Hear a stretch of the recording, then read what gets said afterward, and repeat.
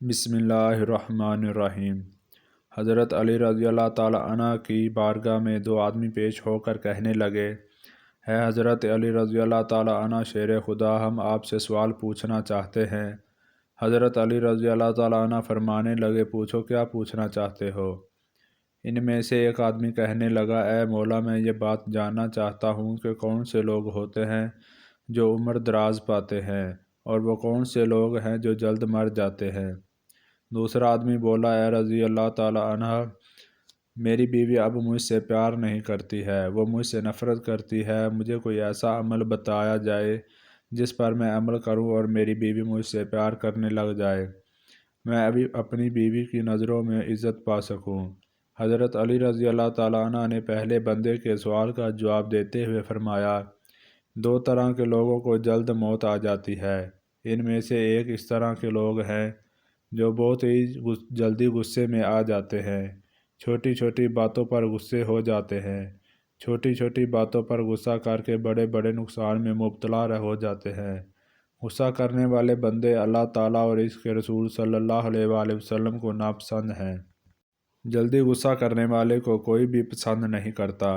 غصہ کرنے والے کی مثال ایسے ہے جیسے ماچس کی تیلی ہوتی ہے جو کسی کو جلانے کے لیے پہلے خود ہی جلتی ہے۔ حضرت علی رضی اللہ تعالیٰ عنہ نے فرمایا کہ غصہ کرنے والا شخص ہر وقت بے چین رہتا ہے، اس کو نہ نیند آتی ہے اور نہ اس کو سکون ملتا ہے، وہ ہر وقت اپنے ہی کیے پر جلتا رہتا ہے۔ غصہ کرنے والا دوسروں کی نسبت جلد بیماریوں میں مبتلا ہو جاتا ہے، یہ بیماریاں غصہ کرنے والے شخص کی موت کا سبب بن جاتی ہیں۔ ناظرین گرامی، غصہ انسان کا باطنی اظہار ہوتا ہے۔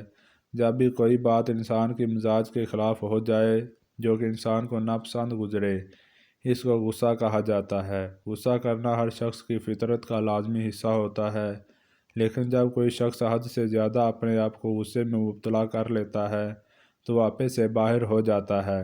اس حالت میں یا تو غصہ کرنے والا شخص دوسرے کا کوئی نقصان کر دیتا ہے یا پھر وہ بلڈ پریشر کے مرض میں مبتلا ہو جاتا ہے۔ غصہ کرنے والوں کو مختلف علامات کا سامنا کرنا پڑتا ہے۔ اس کا بلڈ پریشر کا ہائی رہنا شروع ہو جاتا ہے، اس کا چہرہ زرد پیلا ہو جاتا ہے، اس کے دل کی دھڑکن بہت زیادہ تیز ہو جاتی ہے، جس سے دل کا دورہ پڑنے کا بھی خطرہ رہتا ہے۔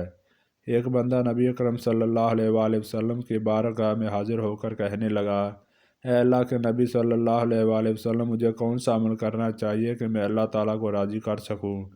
حضرت محمد صلی اللہ علیہ وآلہ وسلم نے فرمایا، اے اللہ کے بندہ، تم غصہ نہ کیا کرو تو اللہ تعالیٰ بھی تم سے غصہ نہیں کرے گا۔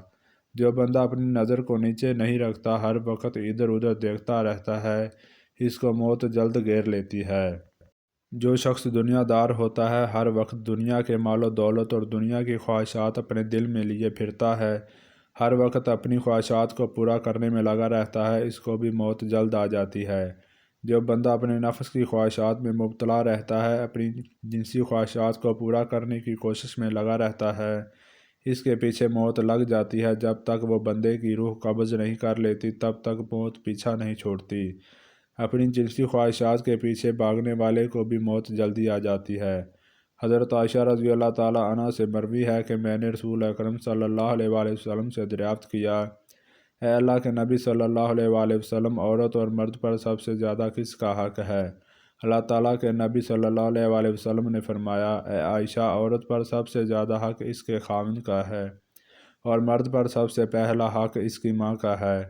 اس طرح حضرت علی نے دوسرے شخص کو مخاطب کیا کہ جس نے یہ سوال کیا تھا کہ میری بیوی مجھ سے نفرت نہیں کرتی۔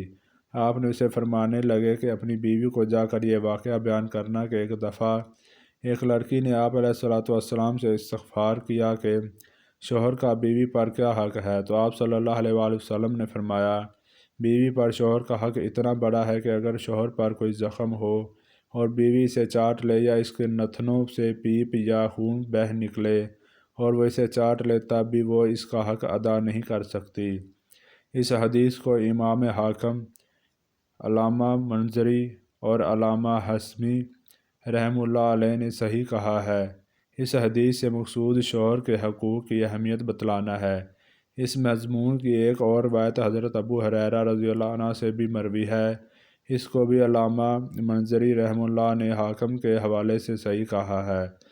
حضرت ام سلمہ رضی اللہ تعالیٰ عنہ سے مروی ہے کہ نبی اکرم صلی اللہ علیہ وآلہ وسلم نے فرمایا کہ کسی عورت کا خاوند اس پر خوش ہوئے، اس حالت میں عورت کو موت آ گئی تو وہ عورت جنت میں داخل ہوگی۔ اگر عورت کا خاوند اس سے ناراض ہے تو عورت کی اس حالت میں موت آ گئی تو وہ جہنم میں داخل ہوگی۔ 5 وقت کی نماز ادا کرنے پر ہر مسلمان پر فرض ہے۔